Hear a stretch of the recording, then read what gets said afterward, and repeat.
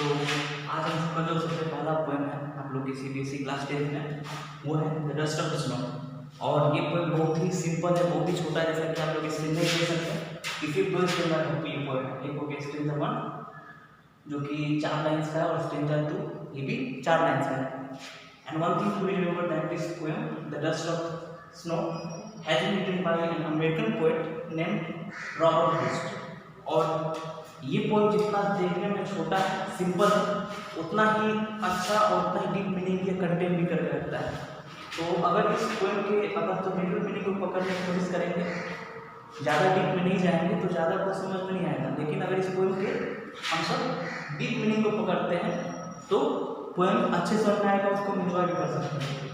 तो ये poem start करने से पहले at first we need to understand, at first we need to have the insight of the background. Background समझना जरूरी है, तभी जाकर के समझ में आएगा। जैसे कि हम लोग बाहुबली 2 देखे थे, तो बाहुबली 1 के बगैर बाहुबली 2 समझ में नहीं आएगा, वैसे इसका बैकग्राउंड समझना जरूरी है। बैकग्राउंड ये है कि जो पोएट है he is very upset, he is depressed and उस मूड में, उनका मूड बहुत ही खराब अपसेट है। उस मूड में वो एक जंगल से पास कर रहे हैं,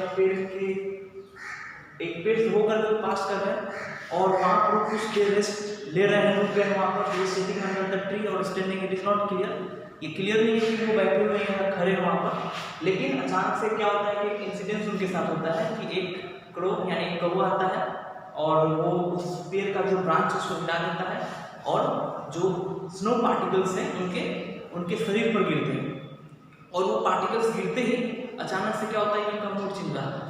तो ये इसका बैकग्राउंड और इसका पोएम का भी कुछ कंटेंट हम आपको बताया। तो let's start, let's go through the lines कि समझ में है। तो पहला आप स्क्रीन देखिए, लिखा हुआ है the way a crow shook down on me is the poet, me is the poet Robert Frost, shook down on me the dust of snow from a tree. तो सबसे पहले इस पोएम का हम सब राइमिंग स्कीम समझते हैं, क्योंकि राइमिंग स्कीम बहुत बार एग्जाम में आता है, हम सबको पता नहीं होता है कि राइमिंग स्कीम है क्या, बहुत तो पता होगा। तो लेट्स सी कि जो अंडरलाइन वर्ड्स हैं, यानी कि प्रत्येक सेंटेंस के लास्ट में जो अंडरलाइन वर्ड है, जैसे कि crow, me, snow and tree. आप देखोगे तो क्रो जो है वो स्नो से राइम कर रहा है, यानी कि दोनों का साउंड सेम है, राइम कर रहा है। साउंड अगर सेम होना मतलब है कि राइम कर रहा है। मी एंड ट्री ये दोनों राइम कर रहा है। तो अगर हम इसको ए मान लेते हैं, जैसे कि अगर इसको यहाँ पर ए मान लेते हैं, इस पर लाइन को ए, तो ये इससे तो मैच नहीं कर रहा है, इसको बी मान लेंगे, लेकिन ये इससे मैच कर रहा है, जिसको ए मान लेंगे क्योंकि ये इससे मैच कर रहा है। First line rhymes with the third line and the second line rhymes with the fourth and last line, इसको क्या मानेंगे, बी मानेंगे। तो अगर इसका राइमिंग स्कीम पूछा जाए एग्जाम में, तो राइमिंग स्कीम हम क्या लिखेंगे, ए बी, ज्यादा इसमें लिखने की जरूरत नहीं है। तो देखिए क्या बता रहा है, the way of crow shook down on me the dust of snow from hemlock tree. Actually ये भले पहला स्टेज है, लेकिन अगर इसको हम कंटिन्यूअसली यहाँ तक पढ़ेंगे तभी समझ में आएगा। Has given my heart a change of mood and saved some part of a day I had done. देखिए क्लियर बता रहे हैं कि the poet is under a tree, it is not clear कि वो बैठे हुए हैं या सोए हुए हैं, whatever is doing is not clear. अचानक से क्या होता है कि there comes a crow. Crow यहाँ पर आप देखेंगे कि 2 वर्ड यूज किया गया है, एक क्रो और एक hemlock tree. I think you are familiar with this word. ये वर्ड हम सब के ट्रेडिशन में, हम सब के कल्चर में, माइथोलॉजी में यूज किया जाता है बहुत बार। और इस वर्ड को हम सब क्या समझते हैं, इनऑस्पिशियस। इनऑस्पिशियस का मतलब क्या कि something which is a bad omen, मतलब कुछ जो बैड सिंबोलिज्म दिखलाता है या कुछ बैड रेफरेंस में यूज करते हैं, खराब। इनऑस्पिशियस में अशुभ, जैसे कि काली बिल्ली, हम सब इनऑस्पिशियस चीज में यूज करते हैं, इनऑस्पिशियस रेफरेंस में यूज करते हैं। सिमिलरली जो प्रो है वो एक अच्छा वर्ड नहीं है, वो गुड रेफरेंस के लिए यूज नहीं करते हैं, बैड रेफरेंस के लिए यूज करते हैं। अगर कौवा को किसी पोएम यूज करते हैं, तो आप समझिए कि पोएट जो है किस टाइप का बैकग्राउंड क्रिएट करना चाहता है, gloomy and sad environment create करना चाहता है। वो नेगेटिविटी को और क्या कर रहे हैं, एम्फसाइज कर रहे हैं। Hemlock tree, now let's see, ये हेमलॉक ट्री जो है एक प्रकार का पॉइजनस ट्री है। ये हेमलॉक ट्री एक प्रकार का पॉइजनस ट्री है। तो हेमलॉक ट्री और क्रो का रेफरेंस लेना कुछ समझ में नहीं आता है, हाँ बिल्कुल समझ में आता है। हेमलॉक ट्री और क्रो का रेफरेंस इसलिए लिया जा रहा है क्योंकि the poet wants to create a gloomy environment. Gloomy मतलब क्या कि the environment which is filled with sadness, जो कि क्या दिखला रहा है, सैडनेस दिखला रहा है आपसे, क्योंकि वो पोएट के मूड को एक्सप्रेस कर रहा है। वो एक ऐसा बैकग्राउंड, एक ऐसा मूड सेट कर रहा है जैसे कि पोएट के मूड को, पोएट की फीलिंग्स को क्या करे, रिफ्लेक्ट कर सके, बता सके। So that's why he has used these two creatures which are generally used in negative references. Negative references means inauspicious references. तो होता क्या है कि एक क्रो आता है और उस ब्रांच पर बैठ जाता है जहां पर जिसके नीचे वो थे, और shook down on me, shook down on me, me यहाँ पर पोएट के लिए सूप डाउन, ये देखिए स्टेक का V2 है, सूप मतलब क्या है कि ब्रांच को हिलाता है। तो इसका इफेक्ट क्या होता है कि the dust of the snow from hemlock tree, वो ये भी क्लियर कर रहे हैं कि कौन सा ट्री था जिसके नीचे बैठे हुए थे, it was a hemlock tree, ऐसा क्यों जस्ट बताया। So from the first stanza it is clear that the poet is under a hemlock tree, there suddenly comes a crow, एक अचानक से वहां पर कौवा आता है जो क्या करता है कि उस ब्रांच को, उस पेड़ को हिलाता है। सुबह मतलब क्या कि हिलाता है नीचे, क्या हिलाता है वहां पर, the dust of the snow. इससे एक और चीज पता चल रहा है कि इधर जो सेटिंग है ये जनरली आपको विंटर टाइम में, स्नो आपको विंटर टाइम में देखने को मिल रहा है। तो इसलिए पता चल रहा है कि सेटिंग जो इस पोएम का क्या गया है वो विंटर टाइम में किया गया, क्योंकि यहाँ जो पेड़ है, हेमलॉक ट्री है, it is covered with snow. तो जैसे कौवा यानी कि जैसे क्रो उस पेड़ पर आकर के बैठता है, उसको हिलाता है, उसके डाली को हिलाता है, ब्रांच को हिलाता है, देन व्हाट हैपेंस, इसका इफेक्ट क्या है कि the dust of snow falls on the poet, the dust of snow falls on the poet. अब देखिए यहाँ सेकंड स्टेंजा, अब यहाँ तो समझ में आया कि पोएट जो काफी डिस्परेट थे, काफी सैड थे, काफी ज्यादा अपसेट थे, वो अपना मूड बदलने के लिए एक जंगल से पास कर रहे हैं, पेड़ के नीचे, हेमलॉक ट्री के नीचे बैठे हुए हैं, अचानक से कौवा आता है और उस पेड़ को हिलाता है, उस पेड़ के ब्रांच को हिलाता है, जिससे कारण क्या होता है कि द डस्ट ऑफ स्नो यानी कि द पार्टिकल्स ऑफ डस्ट क्या होते हैं कि उनके ऊपर गिर जाते हैं। उसके बाद इसका इफेक्ट देखिए, इस वाले स्टेंजा में इसका इफेक्ट दिख रहा है, उसका इफेक्ट हुआ क्या है, इसका प्रभाव, इसका इम्पैक्ट क्या पड़ा, what happened to the poet then. देखिए, has given my heart, whose heart, my heart refers to the heart of the poet, yes, my heart refers to the heart of the poet, has given my heart a change of mood। ये क्या बोल रहा है, has changed the mood of the poet। अगर ये जो incidence हुआ, ये स्मॉल इंसिडेंस होता है जो उनके हार्ट को चेंज कर देता है, उनके मूड को चेंज कर देता है, तो चेंज करना तो क्या हुआ, पहले क्या था अभी क्या हुआ, पहले उनका मूड खराब था, यानी कि एक अपसेट मूड से उनका मूड चेंज हो जाता है अच्छे मूड में, now he becomes very happy. वो अचानक से उनका जो है ना, जो एक डिप्रेशन में थे, डिप्रेशन मोड में थे, वो क्या हो गया, अचानक से उनका मूड चेंज हो गया ऐसे छोटे से इंसिडेंट के कारण।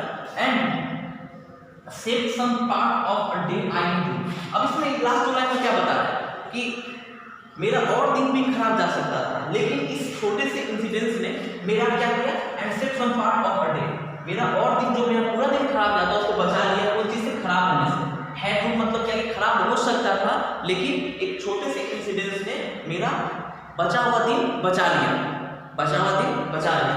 अब यहाँ पर देखिए, अगर इस सेकेंड स्टेंजा की राइमिंग स्कीम के बारे में बात करते हैं तो आप देखिए कि heart, part, mood and root, तो यहाँ पे देखने को मिल रहा है, क्योंकि हम सब इस स्टेंजा में ए बी यूज कर चुके हैं, तो हम यहाँ पर सी डी यूज करेंगे, ये सी मान लेते हैं, और ये हार्ट किससे राइम कर रहा है, पार्ट से, इसको भी सी मानेंगे, मूड यहाँ सी नहीं लेंगे, सी का मतलब क्या हुआ कि ये सी से राइम कर रहा है, इसको डी ले लेते हैं, और ये किससे राइम कर रहा है, इससे, तो इसका राइमिंग स्कीम क्या हो जाएगा, सी डी।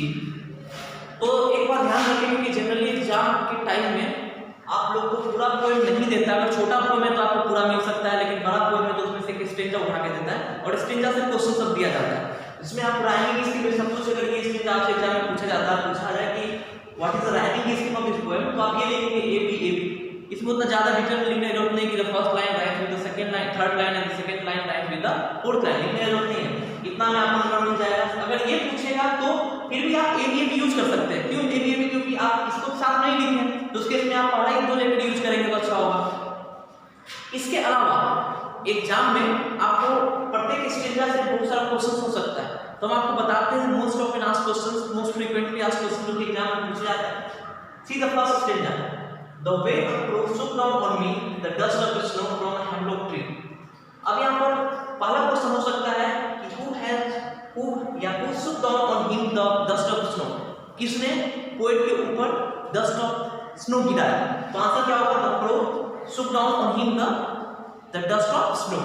दूसरा क्वेश्चन ये हो सकता है what is dust of snow, ये क्वेश्चन पूछा जाता है एक्चुअली टाइटल है, तो what is dust of snow, तो आप इसमें लिखेंगे dust of snow refers to the particles of snow held together.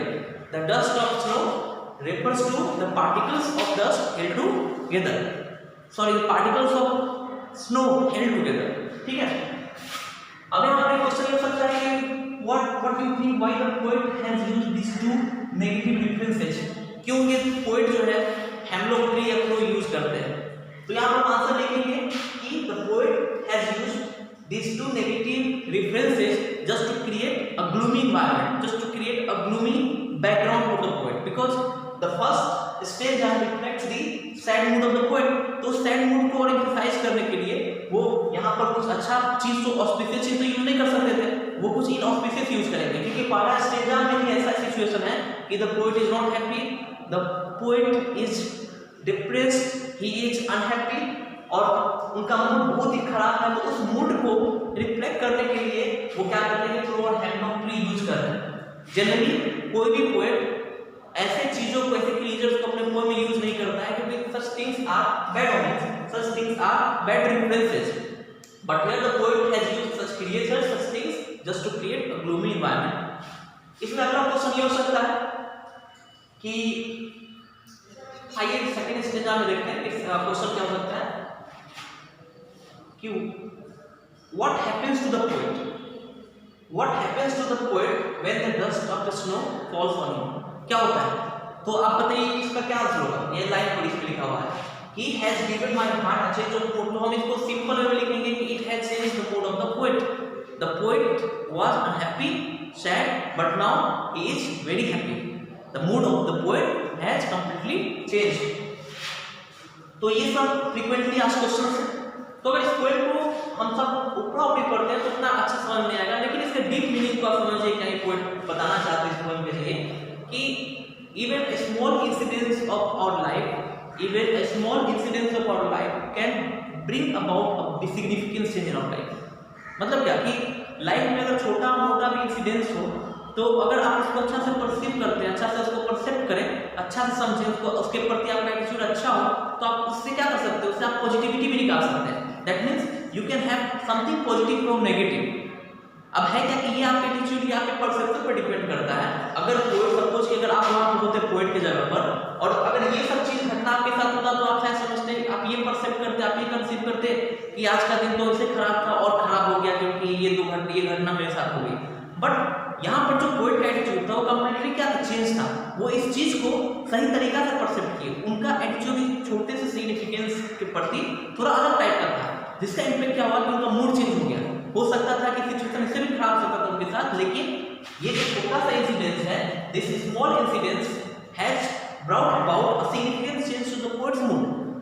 तो this is what the poet is trying to convey, express that sometimes it is your attitude that decides your mood. If you are positive about something, अगर आप इस चीज के बारे में positive हैं, ठीक है, ऑप्टिमिस्टिक हैं, then nothing to worry about, good things will happen to you. If you are positive about something, then good things will happen to you. But if you are not positive, if you are negative, then whatever happens to you, those all things will seem to be affecting you adversely. ये poet कहना चाहता है। I hope you have understood this poem well and you don't have any problem. If you have any problem, you better ask